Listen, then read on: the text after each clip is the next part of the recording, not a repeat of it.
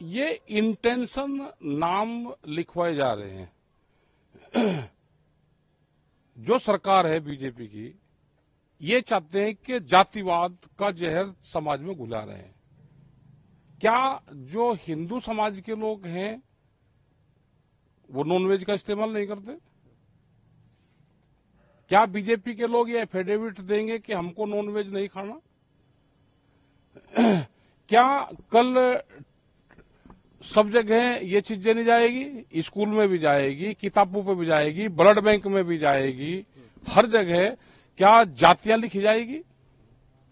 सब भारतीय हैं। जिसको जो इस्तेमाल करना है वो कर सकता है। और ये सबको पता है कि ये महीना जो चलता है इसमें नॉन वेज का इस्तेमाल करते नहीं। जो कावड़ मार्ग है उसमें कोई बनाता ही नहीं, चाहे वो हिंदू हो या मुसलमान हो या किसी के भी ढाबे होटल हो, कोई बनाता ही नहीं। सबको पता है उनकी बिक्री नहीं होगी, उनका होटल बदनाम हो जाएगा। लेकिन किसी आदमी को पर्टिकुलर चिन्हित करना वो इत्तेफाक नहीं है, वो इंटेंशन है। और ये मुजफ्फरनगर ये जो पूरा क्षेत्र लगता है, पहले ये 2013 में ये चीजें झेल गया, तो अब नहीं लगता कि इस पर दोबारा यहाँ पे कोई ट्रायल होगा। उनको कोई और इशू नहीं मिल रहा तो कह लगे यही ले लो, फिर हिंदू मुस्लिम का राग अख्तियार कर लो। यहाँ तो 6000 मुकदमे लोगों ने झेल लिए, कोई उनको छुटाने नहीं आया, अपने आप समझौते करे लोगों ने। और जहां तक कावड़ मार्ग है वहां पे मुस्लिम समाज भी काम करता है, वहां पे वो सेवा करता है, वो करता है। क्या पुरकाजी में वहां का जो चेयरमैन है वो मुस्लिम है, अपने हदबंदी से दूर जाकर भी वो पूरा काम कर रहा। क्या अपने काम पे भी लिखना पड़ेगा कि मैं मुस्लिम हूं और मैंने सारा काम में करा? जितना लाइटिंग का जितना काम है पुरकाजी से वहां से लगाकर बॉर्डर से सारा वही करता है, तो उसको भी सम्मानित कर दो। आपने ब्लड बैंक वाला जिक्र यहाँ पर, उस पर भी लिख दो ना, ब्लड बैंक पे भी लिख दोगे किसका है। डॉक्टर पे भी लिख दो, डॉक्टर बढ़िया होगा तो इलाज वही आदमी करवाता है, उसकी वहां फिर जातियां नहीं पूछता कि इसकी क्या जातियां हैं। तो फिर तो आने वाले टाइम पे तो हर आदमी को अपनी जाति लिखनी पड़ेगी। क्या उससे ये देश बच जाएगा? क्या जब वोट लेते हैं उस पर भी लिखते हैं कि कौन सी किस जाति की, मुझे इस जाति का नहीं चाहिए, इस जाति की चाहिए? ये परंपराएं गलत है। राजनीति किस चीज पर हो रही है अब?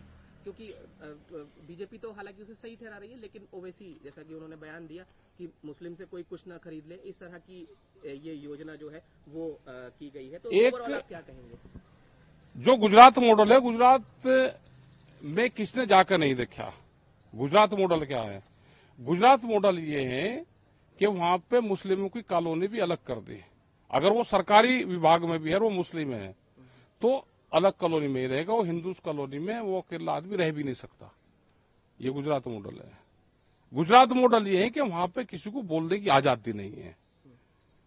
हम भी गुजरात में गए और जब हमारा मार्च हो रहा था तो हमने कहा भाई भीड़ बहुत है लेकिन हाथ कोई नहीं उठा रहा। कहले जो भी हाथ उठाओगा, नारा भी नहीं लगाने की जरूरत, अगर हाथ उठा दिया समर्थन में तो उसके खिलाफ केस रजिस्टर्ड होगा। तो ये गुजरात मॉडल है। क्या ये पूरे देश में ये मॉडल तैयार होने जा रहा है? एक दूसरा सवाल बजट को लेकर है। किरण रिजिजू तमाम पार्टियों के साथ जो प्रक्रिया है उसको लेकर मीटिंग करेंगे परसों, जैसा कि आप जानते हैं बजट आने वाला है, तो क्या उस पर आप प्रतिक्रिया देना चाहेंगे? देखो, बजट पे उम्मीद सभी को लगते हैं कि व्यापारियों के लिए भी कुछ आएगा, एग्रीकल्चर में कुछ आएगा, ग्रामीण सेक्टर के लिए कुछ आएगा। लेकिन ये जो सरकार है ये व्यापारियों की सरकार है, तो उनके लिए तो उद्योगपतियों के लिए तो आ सकता है, लेकिन दूसरे लोगों को, आम पब्लिक को कैसे उससे पैसा निकाला जाएगा ये योजना आएगी। उस पे कर्जा देने की तो योजना आएगी, न फसलों के दाम का आएगा, न रोजगार आएगा कि रोजगार हम ज्यादा देंगे, अग्निवीर जैसी योजनाएं आ रही है। तो लगता नहीं कि इस बजट में ज्यादा कुछ होगा। लेकिन यह है कि विपक्ष वहां पर मजबूत रहेगा तो शोरगुल अब की बार ज्यादा मचाएगा जरूर।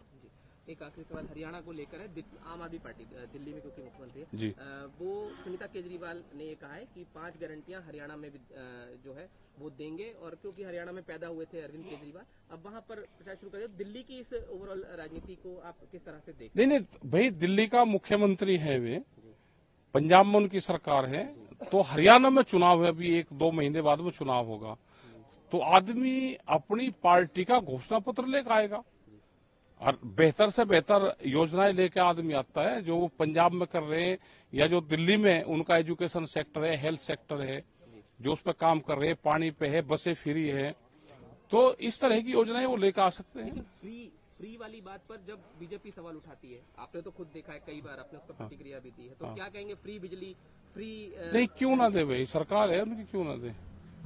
ये भी तो कंपटीशन में छत्तीसगढ़ में, ये कंपटीशन में बीजेपी की सरकार है और धान पे ज्यादा रेट दे रहे हैं, ये भी दे रहे हैं।